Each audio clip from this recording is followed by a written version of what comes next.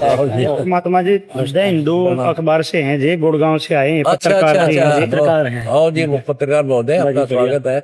आपके आजकल तो बहुत चर्चाएं चल रही हैं, जो सामाजिक कार्य आपके यहाँ से किया जा रहा है संस्था की तरफ से। तो दो छोटे छोटे प्रश्न थे, अगर आप लेना चाहें तो। हाँ, बताओ बताओ बताओ।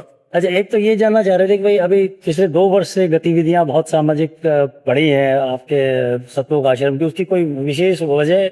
हाँ देखो, विशेष वजह ये है कि जैसे हम पहले तो इतने सक्षम नहीं थे, क्योंकि हम, आपको पता है, मैं जेल में था और हमारे सारे आश्रम शहीद हो गए थे।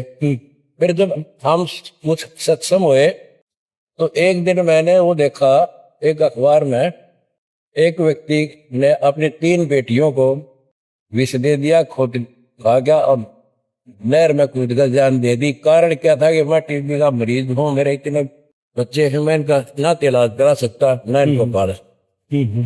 उस दिन के बाद एक खटक लगी कि भगवान ने योग्य किया है, तो अपने फिर अन्नपूर्णा मुहिम चलाई।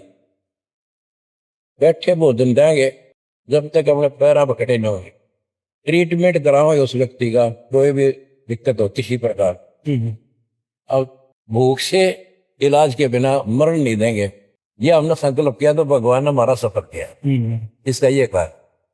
कितने परिवारों तक सेवा पहुंची? अभी तो गिनती नहीं, मेरे ख्याल में तो पूरे भारत में दे रहे हैं 50-60 हजार से ऊपर, लाख के आसपास हम ये अन्नपूर्णा मुहिम के जो हमारे हैं वो दे चुके हैं। उनके मकान बना रहे हैं, जिनके घर नहीं है तो मकान बना के दे देते हैं और उनको रंग के राजा बना के बैठा देते हैं।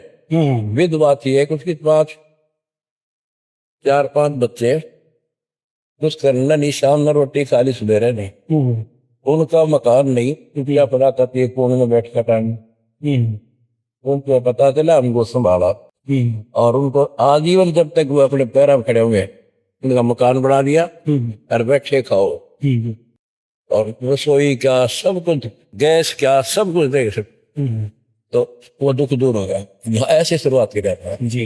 फिर पीछे किसान मरे थे, अलर्ट इतना आ गया, कई हजारों गांव के अंदर तो कभी बुरा हाल था। अचानक पानी वहां कट गया जहाँ कभी पलटाया कोई नहीं था, सब कुछ वो सब बिचड़ गए। ना सरकार कुछ कर पाई, एकदम करे, कैसे सरकार का भी कोई सिस्टम होता है, सरकार तो मुआवजा दे दे और क्या करे, आखिर में यह करती बेचारी। तो फिर हमें पता चला, भगवान ने हमें दया करी, उनको मोटर कितनी चाहिए, पाइप कितनी चाहिए, अब तुम्हारी होली तो जब फिर समस्या आ जाए तो फिर क्या दिक्कत आवे, ये सेवा करिए।